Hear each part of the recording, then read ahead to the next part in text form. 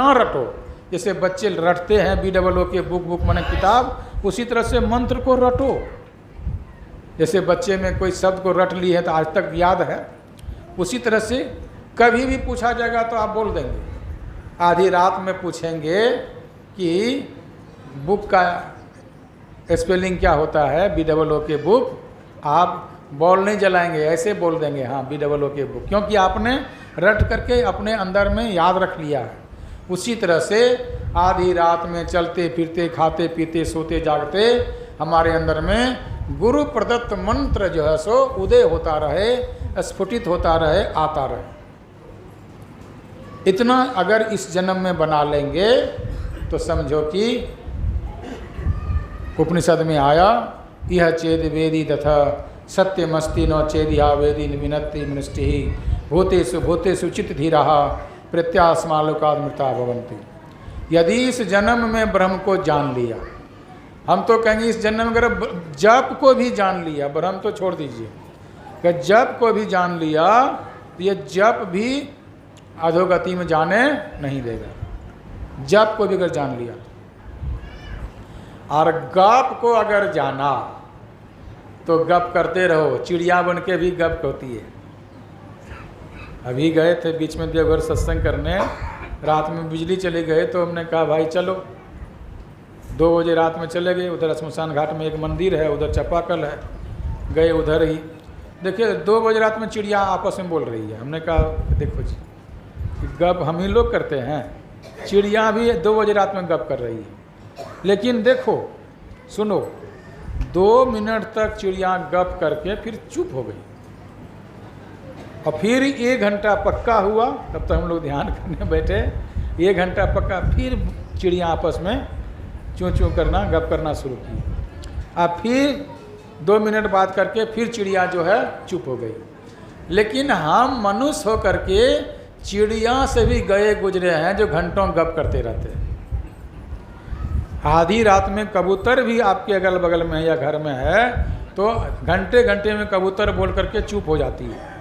आप गौर करना, ध्यान देना, कबूतर भी बोल करके चुप हो जाती है घंटे घंटे में, झिंगुर भी बोल करके चुप हो जाती है घंटे घंटे में। लेकिन हम मनुष्य होकर के और रात दिन गप में लगे रहते हैं, गप में लगे रहते हैं। ये गप का सिलसिला जब टूटेगा तब हमारे अंदर में जप का सिलसिला शुरू होगा। और जिनके जीवन में जप नहीं तो उनके जीवन का गप कहाँ ले जाएगा, सोच लो। इसलिए मानस जप और मानस ध्यान,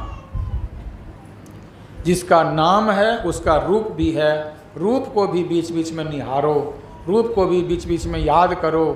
अपने इष्ट का कैसा रूप है, किस रूप का हम ध्यान कर रहे हैं, किस रूप का हमको दर्शन करना है, क्या मन में आता है कभी? कितने लोग बैठते हैं, बैठ तो जाते हैं, 2-4 बार जप कर पाते नहीं कर पाते हैं, मानस ध्यान तो भूल ही जाते हैं, तब उठ करके अपना काम धाम में लग गए।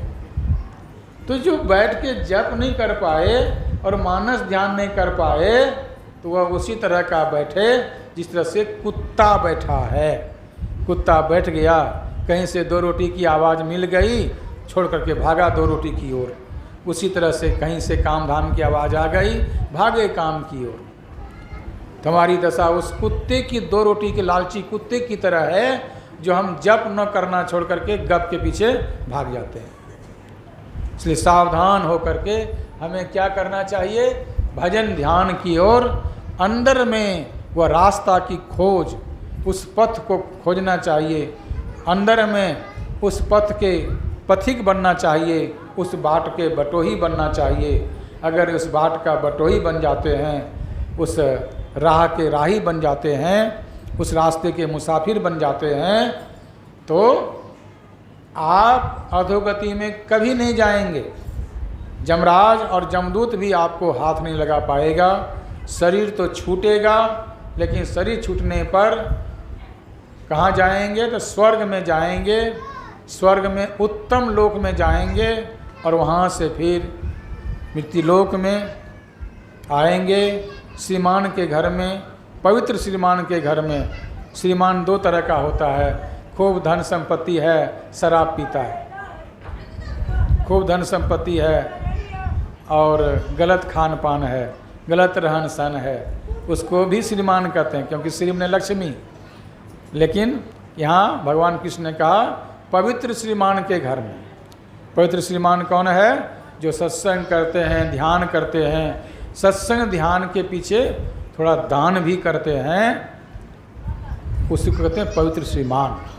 ऐसे घर में आपका जन्म होगा मनुष्य रूप में, और भक्ति में उत्तरोत्तर बढ़ते बढ़ते आप आगे बढ़ेंगे।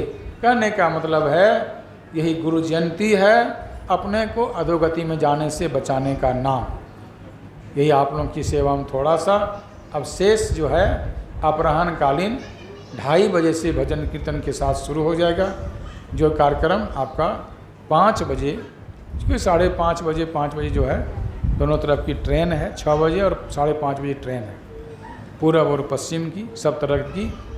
तो सबों की सुविधा को देखते हुए सत्संग का कार्यक्रम को यहाँ विराम दिया जाता है और शुरू भी किया जाता है।